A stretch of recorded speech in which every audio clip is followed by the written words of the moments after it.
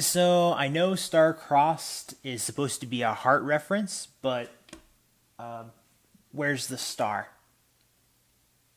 Doesn't make sense. Completely.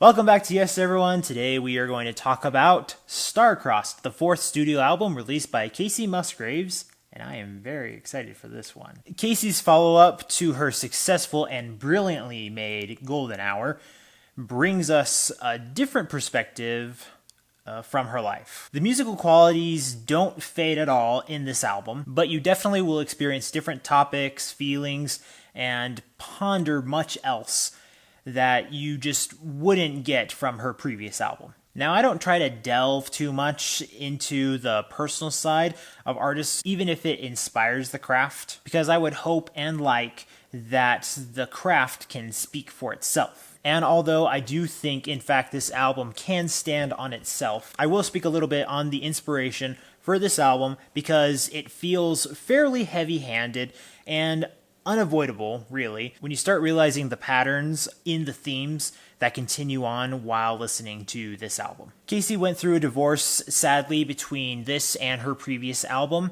A lot of unexpected turns took place, and she harnessed those feelings, experiences, and thoughts into her lyrics here. And although I don't rejoice in her tragic and hard experience, I am thankful that her artistic songwriting skills didn't take off into an exaggeratingly vengeful way. She put the art first and let the message come out as needed for the album to be both enjoyable as well as musically ear-piercing and thought-provoking. The first thing I'd like to do with the album is get into the style. For Golden Hour, I described it as barely mostly country. This album, on the other hand, feels like it is not necessarily a pop album with some country in it, but I would describe it more like a mainstream album that we can obviously tell leans country. Okay, bear with me for now.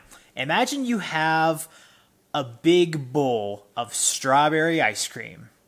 And I mean big bowl. Like the kind you would share with 5 friends to sample some Willy Wonka themed dessert event. Then imagine that huge bowl of strawberry ice cream was sprinkled all over, and I mean all over, with chocolate sprinkles. Those sprinkles represent the country flavor on a landscape of more modern mainstream beats that the album is filled with overall. And every so often, you'd find some super rich fudge brownie bits inside the ice cream, representing the songs that do, in fact, lean on the more countryside, in fact. That, my friends, is the delicious recipe that Kacey Musgraves has formulated to serve us, the lucky music tasters of this world. She kicks off the album with her title track, Star-Crossed, that feels brief, but actually makes a terrific intro song.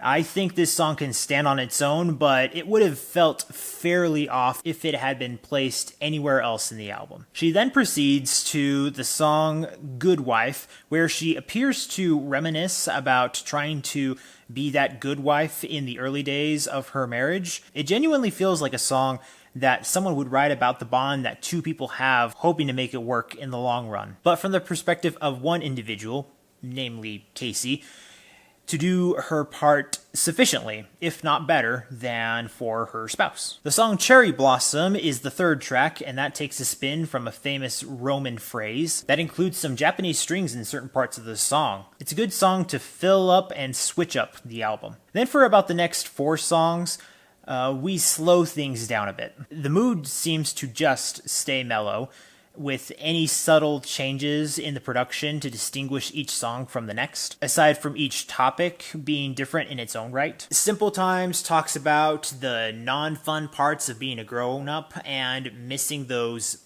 indeed simple times. The next track, If This Was a Movie, talks about the difference between love portrayed on the silver screen versus reality. It kind of reflects on the differences Kacey most likely experienced in her relationship, realizing that not all things are ideal all the time. The song Justified talks about having been hurt emotionally, albeit perhaps not super harshly, but still enough to tamper with her trust for her significant other, and that her need for some time and recovery is in fact justified. And the song Angel talks about how she wishes she could have been more perfect of a partner, but that statement in fact is quite a tall task, especially to put on oneself, and that even our best intentions can't help others be better versions of themselves if they don't put their own effort in as well. Now, there are more songs that we could delve into in depth, but I want to share my personal highlights that brightened up the album, despite having themes that are still precautionary. Breadwinner is definitely my home run of a song for the entire album. It's gonna hurt, stay away from a boy like that. He wants a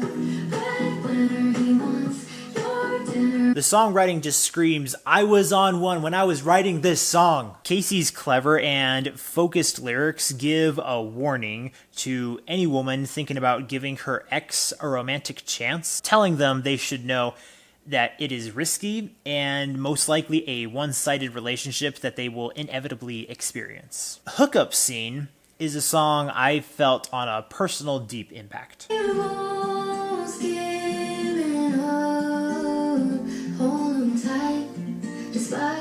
Kacey talks about how some people have no clue how good of a person they have in their spouse or boyfriend or girlfriend. Wanting to hook up with a spicy someone just because you have a curious craving isn't all that much what it's cracked up to be honest. And that holding on to a person who has legitimate worth to them is more valuable than a fling with someone whose strongest quality is just being eye candy. And the third highlight I enjoyed a lot is There Is a Light.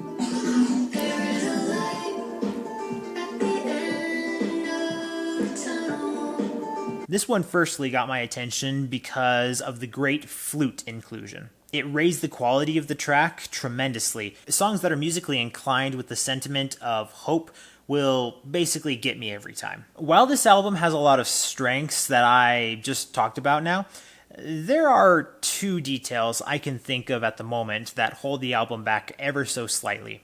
Sometimes it feels like there are more ballad-oriented songs that don't switch up the range of the album that it could have. The songs themselves can still stand on their own, but it does feel like Kacey decided to stay in a temporary slump to get some of the messages across to her listeners. The only song I'd say that was too slumpy of a track is What Doesn't Kill Me. Not bad, just slightly lower quality of song in my opinion. And lastly, her final track, Gracias a la Vida, which was originally written by Violeta Parra, was kind of a weird turn for me personally. Not because it's Spanish, I don't care, that's my personal bias because I understand that.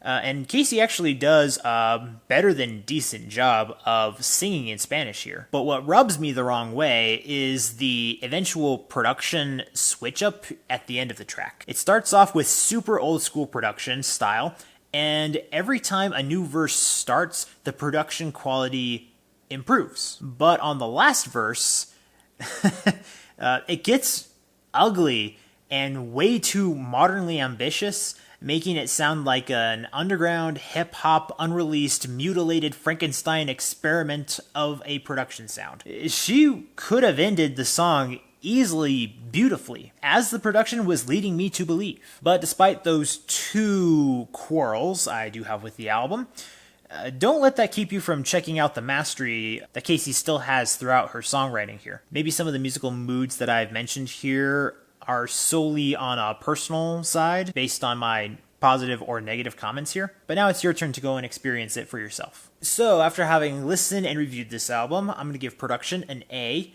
creativity an A, expression and lyrics an A, and how would I recommend this album?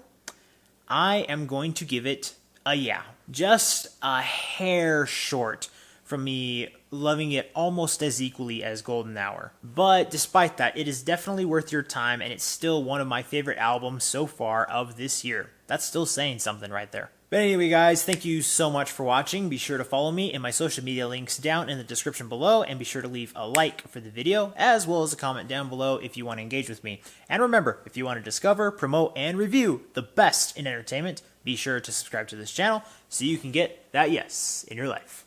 See you next time. Start looking for the door. If you've got someone to love, there is a light inside. Tell me the truth. Say he's never